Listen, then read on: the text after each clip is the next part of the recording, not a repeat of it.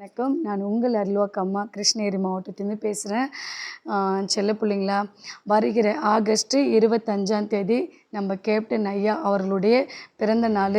கண்டிப்பாக இன்றைக்கு வரைக்கும் அவர் இறந்ததா யாராலுமே ஏற்றுக்கொள்ள முடியாத ஒரு விஷயந்தான் சொல்ல முடியும்.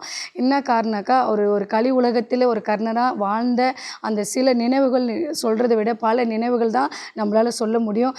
எல்லார் மனசில் இடம் பிடிச்ச ஒரு நடிகனா, ஒரு அரசியல்வாதியாக, ஒரு தகப்பனாராக, ஒரு கூட பிறந்த சகோதரா, எல்லாமும் ஒரு தோழனா எல்லாரும் மனசில் இடம் பிடிச்ச நம்ம கேப்டன் விஜயகாந்த் ஐயா அவர்கள் நம்மளை விட்டு பிரிந்து இருந்தாலும் நம்மளோட வாழ்ந்து கொண்டு இருக்கிறார் அப்படின்றதுக்கு ஒரு உண்மையான சாட்சி நம்ம கோயம்பேடில் இருக்கக்கூடிய நம்ம கேப்டன் விஜயகாந்த் ஐயாவுடைய சன்னிதானம் தான் சொல்ல முடியும்.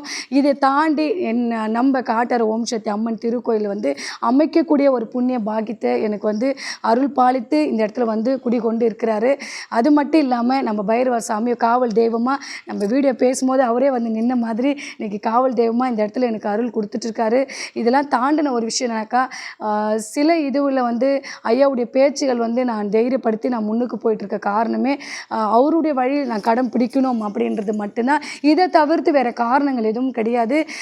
ஐயாவுடைய சிலை வச்சதுக்கப்புறம் சில மாற்றங்கள் நம்மளுடைய சன்னிதானத்தில் இது நம்ம அன்னதான கூடமாக ஐயா இங்கே வரவங்க பசியோடு போகக்கூடாது. அவர் செஞ்ச கடைசி வரைக்கும் அவர் செஞ்ச ஒரு விஷயம் பெரிய ஒரு அளவில் செஞ்சதுன்னா அன்னதானன்ற ஒன்றை இன்னைக்கு வரைக்கும் கடன் பிடிச்சிட்ருக்குறோம். அப்படின்னாக்கா கண்டிப்பாக அவருடைய அருளால் தான் இதெல்லாம் நான் பண்ணிகிட்ருக்குறோம்.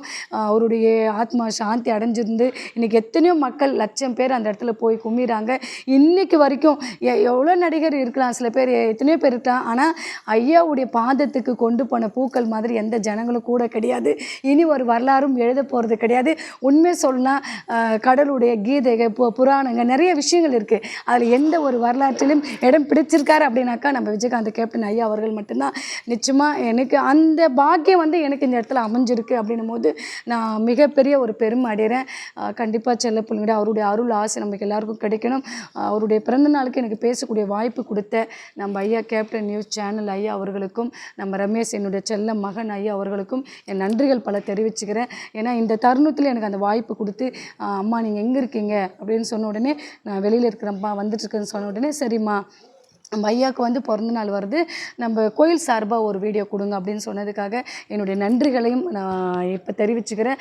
அதே போல் எனக்கு இவ்வளோ தொலைவுக்கு ஆதரவு கொடுத்த நம்ம தவசி நியூஸ் சேனலுக்கும், நம்ம கேப்டன் ஐயா நியூஸ் சேனலுக்கும் எல்லாருக்கும் என்னுடைய மனமார்ந்த நன்றிகளை தெரிவிச்சிருக்கிறேன். நன்றி, வணக்கம் செல்ல பிள்ளைங்களா.